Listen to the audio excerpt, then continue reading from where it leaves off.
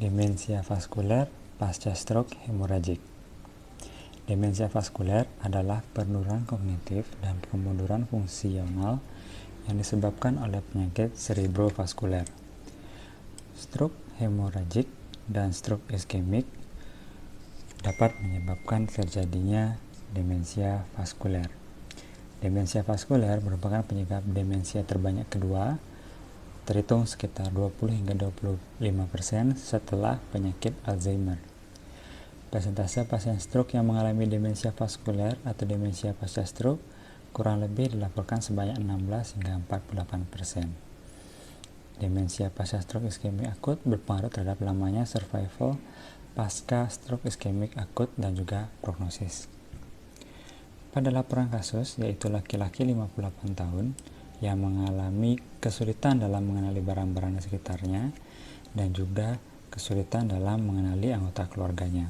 Hal ini terjadi semenjak 2 bulan terakhir. Pasien juga sering mengalami gangguan berupa kesulitan dalam berhitung dan kesulitan dalam berinteraksi sosial. Kondisi ini muncul setelah pasien mengalami stroke perdarahan pada bulan November 2021.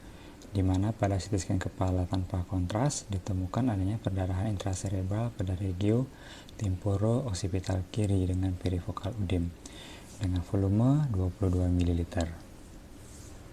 Pasien juga menjalani pemeriksaan MRI dan MR angiografi yang didapatkan perdarahan intracerebral subakut di regio temporalis kiri dengan encephalomalacia yang menyebabkan penarikan ventricularis kiri dan penyempitan MCA pada segmen M2 kanan. Pada pertemuan pertama pada Januari 2022, pasien dilakukan evaluasi kognitif dengan pemeriksaan MMSE dan juga muka ina. Didapatkan skor MMSE yaitu 15 dari 30 dan muka ina 6 dari 30. Lalu pada pemeriksaan ADL dengan skor 1 dan IADL dengan skor 8. Pasien menjalankan beberapa kali stimulasi neurobehavior dan juga didapatkan terapi donepezil sebanyak 5 mg tiap 24 jam. Pada hasil stimulasi kedua dilakukan beberapa evaluasi, didapatkan dengan hasil CDR-2 dengan interpretasi moderate demensia. Pada hasil evaluasi kita temukan pasien dengan skor MMSE 17 dari 30 dan muka ina 9 dari 30.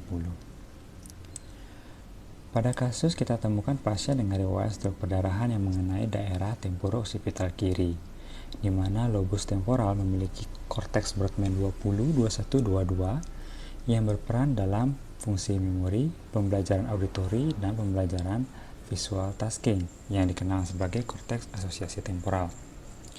Lesi pada daerah temporal inferior dapat menghasilkan gangguan pada pembelajaran kompleks visual tasking yang diakibatkan kerusakan pada asosiasi antara korteks ekstrastriata occipital dan juga korteks temporal inferior. Gangguan dirasakan pasien membuatnya kesulitan dalam menjalankan kegiatan sehari-hari. Itu tampak pada skor ADL 1 dan IADL 5 dari 8. Yang artinya pasien perlu supervisi untuk melaksanakan aktivitasnya sehari-hari. Pencegahan kejadian stroke juga merupakan suatu pencegahan terhadap demensia vaskuler. Faktor yang dapat dimodifikasi seperti hipertensi, hiperlipid, diabetes akan membantu dalam mencegah terjadinya stroke berulang dan juga perburukan dari demensia vaskuler. Saat ini pengobatan yang digunakan dengan menggunakan kelas kolinesterase inhibitor, N-methyl-diaspartat antagonis dan juga antidepresan. Perbaikan dengan penggunaan kolinesterase inhibitor memberi peran penting pada plastisitas neuron saat dilakukan latihan dan stimulisasi. Selain itu juga regulasi aliran darah yang dipengaruhi oleh mekanisme kolinergik juga akan memperbaiki aliran darah regional pada pasien dengan demensia vaskuler. Terima kasih.